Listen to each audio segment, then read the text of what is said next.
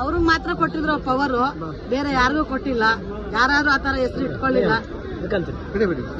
ಆತರ ಪವರ್ ಸಹ ನಾವು ಸುಮಾರು ಸತಿ ನೋಡಿದೀವಿ ಇಲ್ಲಿ. ಅವಾಗೆಲ್ಲ ಅಪ್ಪಾಜಿ ಸತ್ತ 2006ರಲ್ಲಿ, ಮತ್ತೆ 2007ರಲ್ಲಿ ಬೆಳಬೆಳಗ್ಗೆನೆ ಬಂದ್ರು ಶ್ರಾವಣ ಶನಿವಾರ.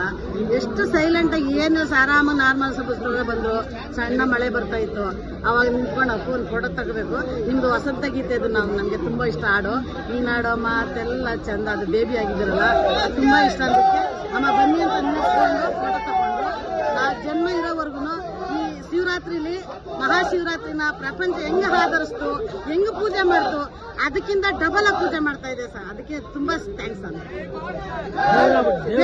ದೇವ್ರೇ ಅಯ್ಯಪ್ಪ ಸ್ವಾಮಿ, ಶಿವಪ್ಪನ ಪೂಜೆ ಮಾಡುವಾಗ ಅರ್ಧ ಶಿವಪ್ಪನ ನೋಡ್ತೀನಿ, ಅರ್ಧ ಅಪ್ಪು ಮಗ ನೋಡ್ತೀನಿ. ಅಲ್ಲಿ ಪರಮಾತ್ಮ ನಿನ್ನ ಹತ್ರ ಕರ್ಕೊಂಡಿದ್ದೆ, ಪಾಪುನ ಚೆನ್ನಾಗಿ ನೋಡ್ಕೊಪ್ಪ, ನಾವು ಅಲ್ಲಿ ಬರ್ತೀವಿ ಒಂದ್ ದಿವಸ ಅಂತ ಕೇಳ್ಕೊಳ್ತೀನಿ ನಾನು.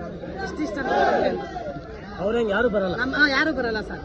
ಎಂದಲ್ಲ ಮುಂದೆ ನೋಡಕ್ ನಾವು ನೋಡಿದ್ರೆ ಪುಣ್ಯ, ಇನ್ನು ಮುಂದೆ ನೋಡಕ್ ಸಾಧ್ಯ ಇಲ್ಲ. ಇತಿಹಾಸದಲ್ಲಿ ಬುಕ್ಸ್ ಅಲ್ಲಿ ಬರ್ದಿ ಇತಿಹಾಸದಲ್ಲಿ ಕೇಳ್ಬೇಕು ಹೊತ್ತು ಅವ್ರು ಯಾರು ನೋಡಕ್ಕಾಗಲ್ಲ. ನಾನು ನೋಡಿದ್ದೀನಿ, ನನ್ನಷ್ಟು ಅದೃಷ್ಟವಂತ ಯಾರು ಇಲ್ಲ. ನನ್ಗೆ ಏನು ಬೇಕಾಗಿಲ್ಲ ಸರ್. ನಾನು ನೋಡಿದ್ರೆ ಅಷ್ಟು. ಅಪ್ಪಾಜಿ ನೋಡ್ಬೇಕು ಅಂತ ಇಷ್ಟ ಇತ್ತು, ಆಗ್ಲಿಲ್ಲ. ಆದ್ರೆ ಅವ್ರ ಮಗ ಅಂದ್ರೆ ಅಪ್ಪಾಜಿ ಅಮ್ಮನ್ಗೆ ಇಂಥ ಮಗುನ ಕೊಟ್ಟಿದಾರಲ್ಲ, ಅವ್ರಿಗೆ ಬಿಗ್ ಸರ್ವಿಸ್.